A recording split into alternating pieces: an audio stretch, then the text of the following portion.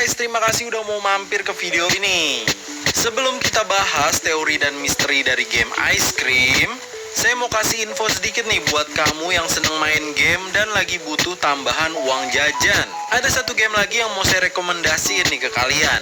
Karena kalau kita mainkan game ini, kita bisa sedikit nih buat kamu yang seneng main game dan lagi butuh tambahan uang jajan. Ada satu game lagi yang mau saya rekomendasiin nih ke kalian.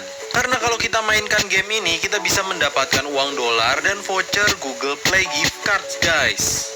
Ini game belum banyak yang tahu nih guys, namanya Crash All Brick.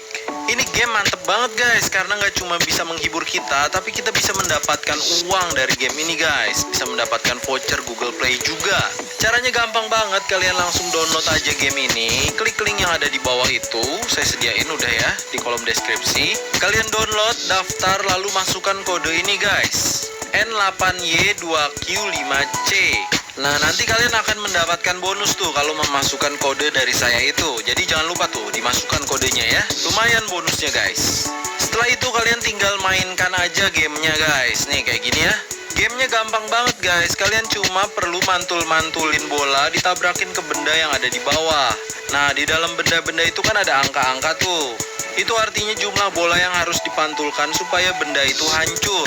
Jangan sampai benda itu naik guys ke atas. Kayak gini kan tuh ada angka 2, di voucher juga tuh ada angka 2. Kalian pantulin 2 bola ke situ, maka benda itu akan hancur guys. Kalau pantulin ke voucher, kita nanti dapetin voucher itu artinya. Nah kan nih dapat voucher 1,45 dolar. Wow, lumayan tuh guys. Kalau dirupiahin sekitar 20 ribuan kali ya. Lumayan banget kan, tinggal kita kumpulin aja guys vouchernya. Nanti kalau udah banyak baru deh kita tukerin. Nggak cuma voucher aja, kita juga bisa mendapatkan koin guys dari menghancurkan benda-benda itu. Nah nih kayak gini. Tuh kan, nanti koinnya itu bisa ditukerin uang dolar beneran guys. Tuh lihat tuh ya.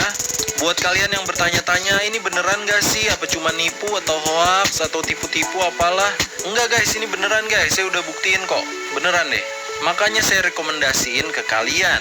Nggak susah kok ngumpulinnya guys. Tuh saya baru main bentar aja vouchernya udah terkumpul 11,36 dolar. Jadi langsung aja cobain game ini guys. Seperti saya bilang tadi, download langsung, klik link yang ada di bawah. Terus nanti kalian masukkan kode itu, N8Y2Q5C. Nanti kalian akan mendapatkan bonus tuh kalau masukin kode itu. Jangan sampai lupa guys, bonusnya lumayan tuh. Oke, langsung aja dicoba ya guys. Terus kumpulin voucher dan koin sebanyak-banyaknya guys. Semoga beruntung. Oke, sekarang kita masuk ke alur cerita Ice Cream. Ini masih bahas Ice Cream yang pertama ya guys. Game dimulai dengan adegan di mana kita berperan sebagai seorang anak bernama Daniel J. Kita tuh lagi bersantai baru ngerjain PR di kamar di lantai 2 rumah kita. Rumah orang tua kita lah maksudnya. Terus kita ngedengar bunyi truk es krim datang di luar. Kita tengok keluar jendela, ada teman kita tuh nyamperin si tukang es krim. Teman kita ini sahabat kita guys, namanya Charlie. Semua kelihatan normal hingga kita menyaksikan hal ini. Teman kita itu dibekuin sama si tukang es krim itu. Karena tidak ada siapa-siapa lagi di sana, jadi mau nggak mau kita harus menolong teman kita itu yang bernama Charlie. Kita harus turun cepet-cepet, tapi sebelumnya ngumpet dulu di kandangnya Guguk. Ngecek dulu situasi. Si tukang es krim itu nggak sengaja jatohin peta lokasi yang isinya tempat di mana dia biasa singgah. Si J pun atau kita pun langsung mengambil petanya dan sembunyi di dalam truk. Di situ kita bisa lihat sobat kita si Charlie membeku dan terkurung di dalam jeruji besi. Nah, apa sebenarnya maksud dan tujuan si tukang es krim bertopeng aneh itu? Siapakah dia? Kenapa dia tega berbuat seperti itu? Isi dari gamenya adalah kita memecahkan teka-teki untuk menemukan kunci untuk membuka pintu kurungan itu dan menyelamatkan si Charlie. Kita nggak boleh tertangkap oleh si tukang es krim itu, karena kalau kita tertangkap, kita akan ikut dibekuin juga.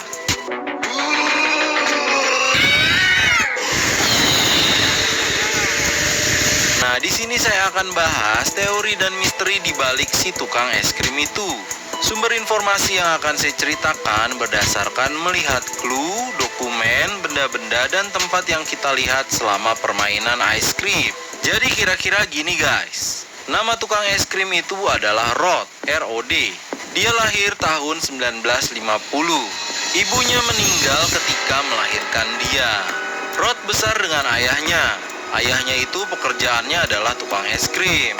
Es krim ayahnya sangat enak dan sangat terkenal di kota. Si Rod pernah bertanya pada ayahnya, kenapa es krimnya bisa enak? Tapi ayahnya hanya bilang kalau dia memakai bumbu rahasia supaya es krimnya bisa enak.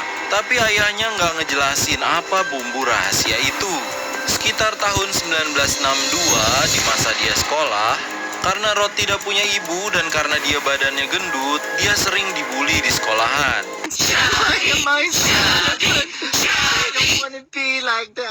Dia pun menjadi sangat benci teman-teman di sekolahnya. Akhirnya Rod menjadi jarang bergaul. Dia lebih banyak menghabiskan waktu dengan ayahnya, membantunya menjual es krim. Di tahun 1965, suatu hari ketika musim salju, Rod dan ayahnya pergi untuk bermain ski. Awalnya semua baik-baik saja, hingga si Rod tidak tahu kalau dia salah arah dan malah bermain ski di atas danau yang membeku. Ayahnya berteriak berusaha memanggil Rod supaya kembali, tapi Rod tidak mendengar. Akhirnya ayah Rod mencoba menyusul Rod. Rod berhasil kekejar tapi naas bagi mereka. Permukaan danau yang membeku itu tidak kuat menahan beban mereka berdua. Es itu pun retak dan mereka berdua kecebur ke danau yang membeku. Untungnya di situ ada saksi mata dan orang itu langsung memanggil bantuan. Beberapa saat kemudian tim penolong datang. Mereka melihat dua tubuh membeku di dalam danau es. Tapi ajaibnya si Rod masih hidup. Namun sayangnya ayah Rod sudah tidak bernyawa. Rod sangat terpukul ketika mengetahui hal itu. Dia pun menjadi semakin pendiam. Dia dikirim ke panti asuhan hingga cukup dewasa untuk mencari uang dan kuliah. Rod merasa ada yang berbeda dalam dirinya, karena di dalam tubuhnya dia tetap merasakan dingin. Dia pun sekarang jadi tidak kuat jika terkena matahari terlalu lama. Itu makanya si Rod di gamenya hanya keluar ketika sore sampai malam hari, di mana cuacanya tidak terlalu panas. Tahun 1969, Rod yang beranjak dewasa dari dulu masih penasaran dengan es krim rahasia milik bapaknya. Dan akhirnya dia menemukan catatan dari bapaknya cara membuat es krim terenak di dunia. Tapi saat itu dia tidak punya modal untuk membeli peralatannya. Ketika Rod berumur 19 tahun, dia bekerja di kafetaria atau restoran untuk mencari uang. Dia tidak kuat bekerja di luar karena panas, jadi dia cari tempat kerjaan yang adem. Itu pun dia hanya bekerja pada malam hari. Tahun 1970 setelah mengumpulkan uang, si Rod membeli sebuah tempat sebagai tempat tinggal dan tempat dia bereksperimen dengan es krimnya. Si Rod selalu tidur di luar karena udara dingin alami sangat membuat dia nyaman. Ini makanya dia di gamenya tidurnya di tempat ini nih, di luar. Tahun 1972 setelah tabungannya banyak, akhirnya si Rod membeli truk es krim. Dia bertahan hidup dengan berjualan sambil mengumpulkan alat-alat dan bahan rahasia es krim ajaib itu. Tujuan dia sebenarnya adalah membuat es krim yang sangat enak sehingga semua anak suka.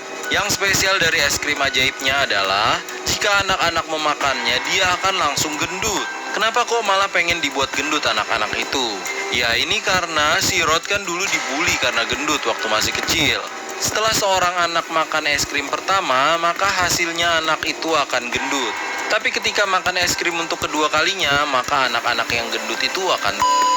Itulah tujuan sebenarnya dari Rod, seperti yang ditulis di buku hariannya. Mengisi hari menyiapkan rencana itu, kegiatan Rod di siang hari adalah kerja menyempurnakan mesin pembuat es krim ajaibnya. Dan di sore hari hingga malam dia berjualan es krim. Masih es krim normal karena dia belum menemukan es krim ajaib itu. Dan menjelang tengah malam dia baru bekerja di restoran atau kafetaria ini. Di tahun 1974, akhirnya dia berhasil membuat es krim ajaib itu.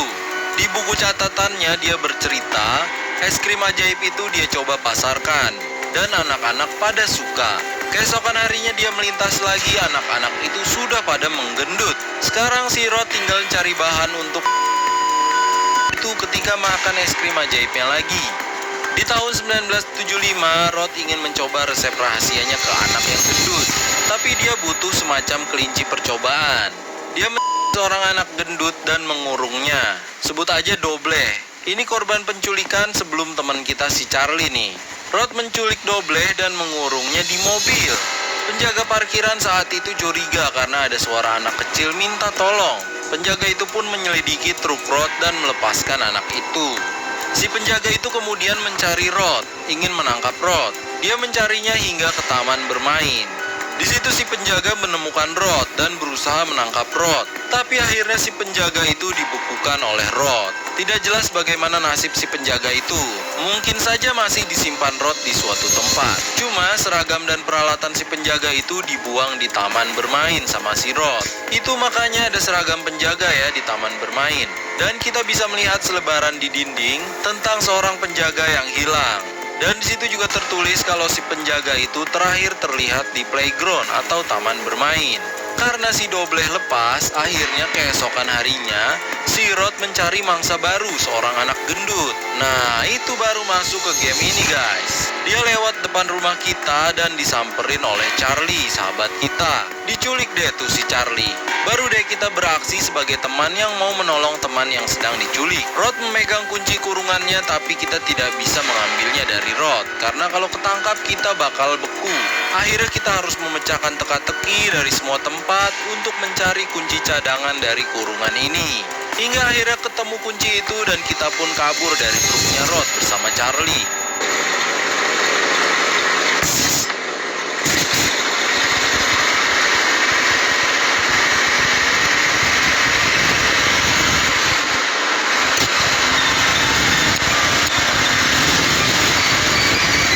Lalu bagaimana kelanjutan cerita si Rod? Itu nanti ya guys.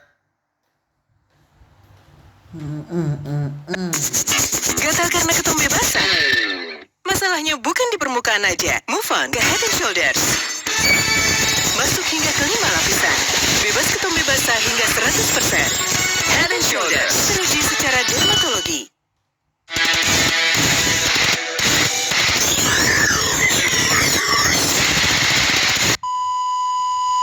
Oke, karena banyak dari kalian yang minta dilanjutkan pembahasan tentang cerita di balik game Ice Cream kedua, maka saya bikin ini.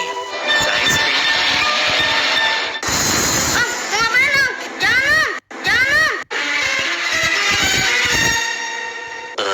Cerita sebenarnya di balik game Ice Cream kedua ini masih nyambung dengan Ice Cream pertama. Jadi kalau kalian belum lihat video tentang ice cream yang pertama, saya sarankan tonton video itu dulu guys, biar tambah paham. Oke, nggak pakai lama-lama lagi, langsung aja kita lanjutin cerita ice creamnya. Kita ulas sedikit ya. Jadi di ice cream pertama kan si Rod, si tukang es krim bertopeng itu, menculik sahabat kita yang bernama Charlie. Dan di ujungnya kita berhasil membebaskannya. Nah, setelah bebas, Rod melaju pulang ke rumahnya dengan harapan bisa bereksperimen dengan Charlie membuat es krim maut. Tapi pas sampai rumah dia kaget karena Charlie sudah tidak ada di dalam kurungan. Si Rod menjadi sangat amat bingung. Kenapa Charlie tiba-tiba bisa terlepas begitu saja? Itu nggak mungkin karena Charlie kan membeku. Pasti ada seseorang yang membantunya melarikan diri. Si Rod sangat kesal karena rencana yang sudah dibuatnya berantakan.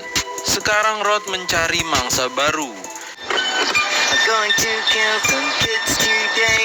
I'm looking for the chubby ones. I'm going to find me some chubby kids and we're gonna make some ice cream fun. Dia juga baru sadar tuh kalau yang membebaskan Charlie itu pasti si Daniel J atau kita sebut aja J. Karena waktu itu si Rod berhenti di depan rumah J sebelum akhirnya Charlie dibekuin dan dibawa oleh Rod. Si Rod sekarang ingin balas dendam ke J. Rod menemukan sebuah foto yang isinya adalah Charlie, Mike, Daniel J, dan Liz. Di situ Liz terlihat dekat dengan J. Rod menyangka Liz adalah kekasih dari J. Jadi si Rod berniat menculik Liz dengan tujuan balas dendam ke J untuk melenyapkan kekasihnya. Maksud dari Rod agar hati si J akan hancur juga begitu tahu kalau kekasihnya diculik. Keesokan harinya, si Jay sedang di rumah memikirkan rencana untuk melawan dan menangkap Rod dengan dibantu oleh teman-temannya.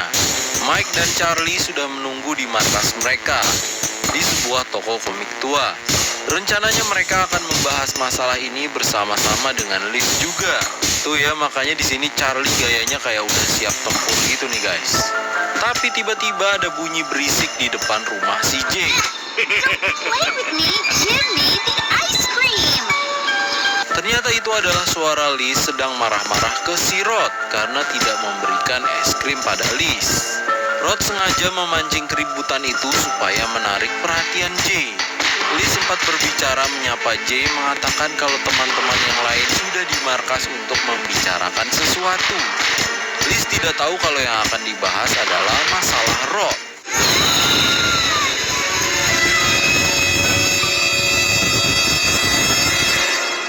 Rod kemudian membekukan dan membawa Liz di depan Jay. Seakan-akan si Rod tuh di sini menantang Jay untuk membebaskan Liz. Kali ini Rod lebih mempersiapkan semuanya. Dia membuat teka-teki dan segala macam rintangan untuk menyembunyikan kunci kurungan itu. Barulah dimulai petualangan kita sebagai Jay mencari kunci untuk membebaskan Liz. Sekarang Rod juga merubah rutenya.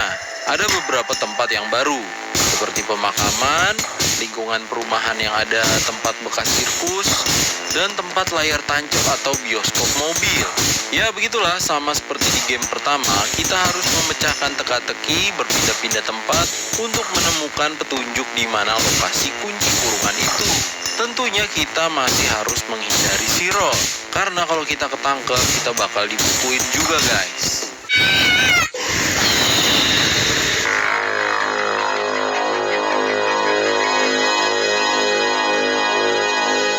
Selama perjalanan muter-muter, si Rod, dia menyempatkan diri ke kuburan, ke makam ayahnya. Dia ke situ menangis dan bersumpah akan bisa seperti ayahnya. Rod sangat sayang ayahnya karena cuma ayah Rod yang peduli sama Rod.